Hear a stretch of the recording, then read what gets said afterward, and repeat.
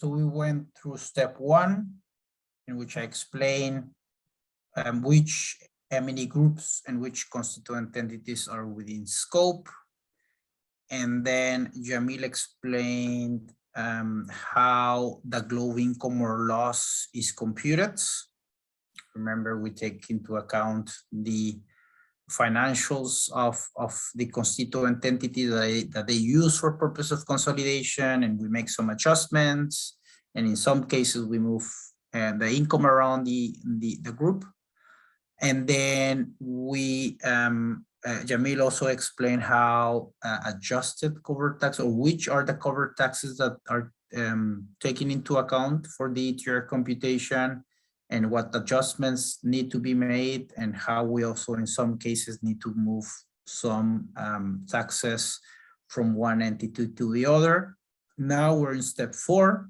And in step 4, we basically are going to take into account the information we computed in step 2 and in step 3 for purposes of the ETR of each jurisdiction. And if the ETR is below the mean rate, we would compute the top-up tax. So let's start with step 4.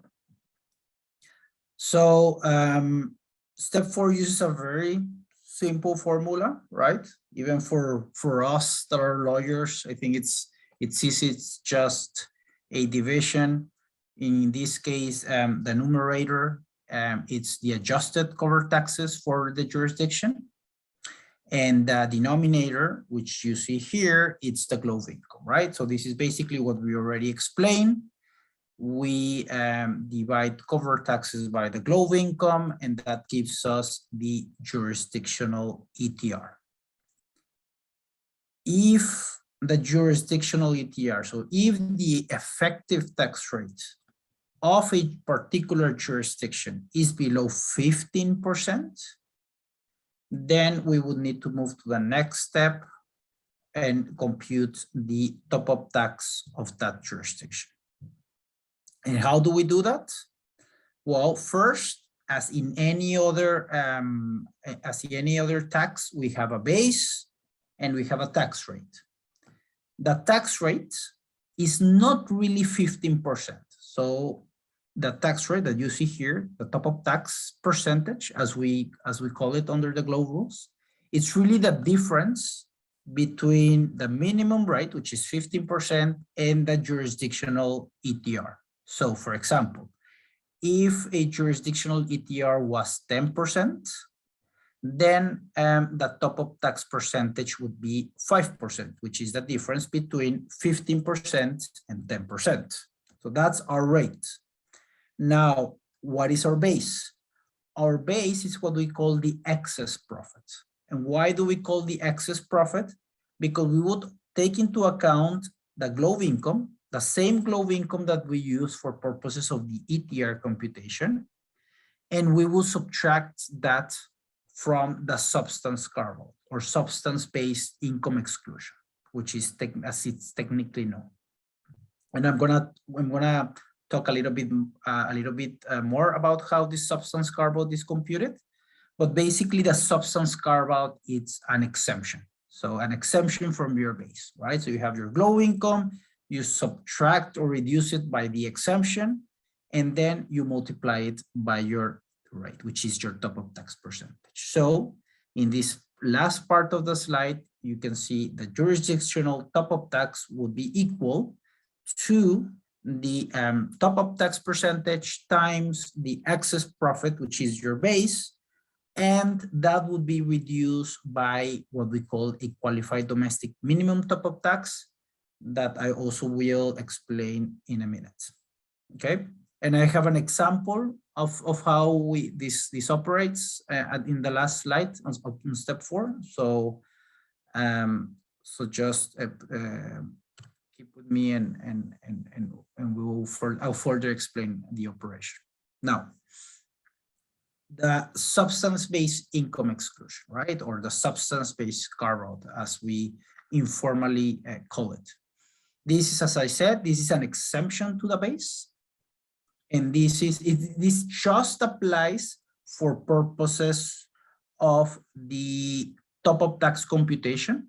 So remember, the substance-based income exclusion is not taken into account in the ETR computation. So as if we remember, it's just taken into account in this part of the process. It is not taken into account in this other part of the process. So that's very important. And the way that we compute this substance-based income exclusion, it's based on 5% of the carry value of tangible assets and payroll expenses in the jurisdiction. So instead of having a fixed exemption or exclusion, the amount of the exclusion would be based on this formula, which is basically just multiplying 5% times the carry value of your tangible assets and your payroll expenses, which is basically the expenses of the people that you employ in that jurisdiction. Now, as a starting point, the carry value of the tangible assets would be, or the factor would be 8%. So instead of 5%, and payroll will start, the payroll expense will start in 10%. And during a 10-year period, starting in 2023, so next year, this would be like the first percentages, and then those percentages would be will decrease over time until they get to 5%. Okay, so that's the substance-based income exclusion. We also have this de minimis exclusion, which this de minimis exclusion is really kind of a simplification.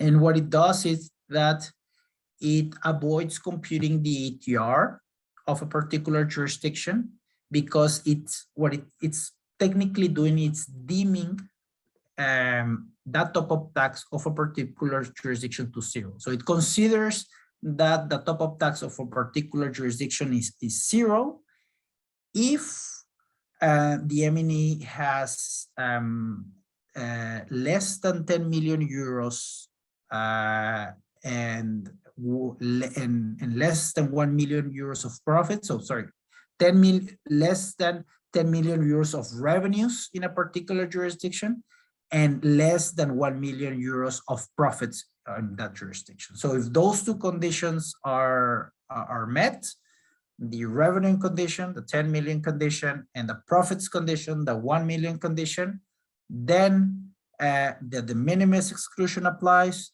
which means that the top-up tax for that particular jurisdiction is 0, which in turn means that there's no need to really compute the ETR computation, or to compute the ETR. Okay, so those are those are the two exclusions that we have here. Now, we also have this other thing called the qualified domestic minimum top-up tax, or QDMTT. And the first thing to notice is that this is not an adjusted cover tax. And why is this not an adjusted cover tax? Well, first of all, because you can see it here in the formula, it is not taken into account in this part of the equation. So in your numerator, right? Any tax paid under a qualified domestic minimum top-up tax, it does not affect your numerator. It really affects the last part of the formula, which basically reduces your jurisdictional top-up tax of the jurisdiction, which at the end, in practice, this serves more like a credit. So it's similar to a foreign tax credit, because you would reduce dollar per dollar your jurisdictional top-up tax. Now, so as I said, it's not an adjusted cover tax. It reduces your top-up tax. It's similar as a foreign tax credit. Now, what is this? Well, first of all, it's and I guess this is the thing that you have to keep in mind. Basically, a qualified domestic top-up minimum top-up tax is a tax that is in a way mirroring the GloBE rule. So it's basically using the same rules to compute an ETR in the jurisdiction and a top-up tax in that jurisdiction, right? So for example, if I'm a jurisdiction X, right, and I say, you know what, even if my tax rate is, I don't know, higher than 15%, I could say I want to have a qualified domestic minimum top-up tax to avoid other jurisdictions imposing a top-up tax through the income inclusion rule or through the UTPR in relation to the income that is being generated by the tax residents of my jurisdiction or the Ps that are located in my jurisdiction, right? So in a way, this QDMTT gives priority to the jurisdiction where the low tax outcomes are being generated to increase their effective tax rate and to therefore avoid the application of the GloVe rules as such. The QDMTT is really not part of the GloVe rules. And why is not really part of the GloVe rules and the model rules as such? Because in the model rules, you will not find a particular set of rules of how to compute the QDMTT. What you would find is just a separate and special treatment for the QDMTT, right? And what we have in the model rules is a definition, a very simple definition, because as part of the GloVe implementation framework, which is basically what we are going to do from this point to the future, we are going to give more guidance of how QDMTT has to be designed or how to determine whether a specific domestic minimum top-up tax is really a qualified or not qualified domestic minimum tax. Now, its definition basically says that it has to determine the excess profits of a constituent entity in a manner equivalent to the GloVe rules. So it basically, you can take into account, of course, the substance carve-out while computing the QDMTT. It would increase the domestic tax liability with respect to the domestic excess profits to the minimum rate, which means basically that you would increase your ETR to 15%, and the difference, if it's below the mean rate, you will tax those excess profits to the minimum rate, which is basically up to 15%.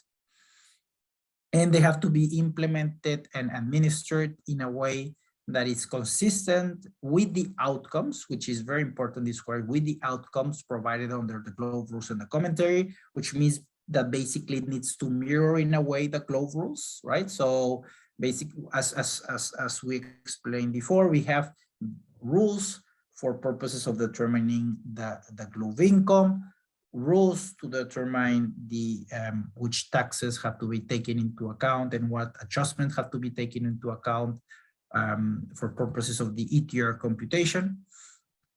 And therefore, the rules that you have under your qualified domestic minimum top-up tax have to be similar or sufficiently similar to provide the same outcomes that are provided under the GloVe rules. And then the last part of the definition says that no benefits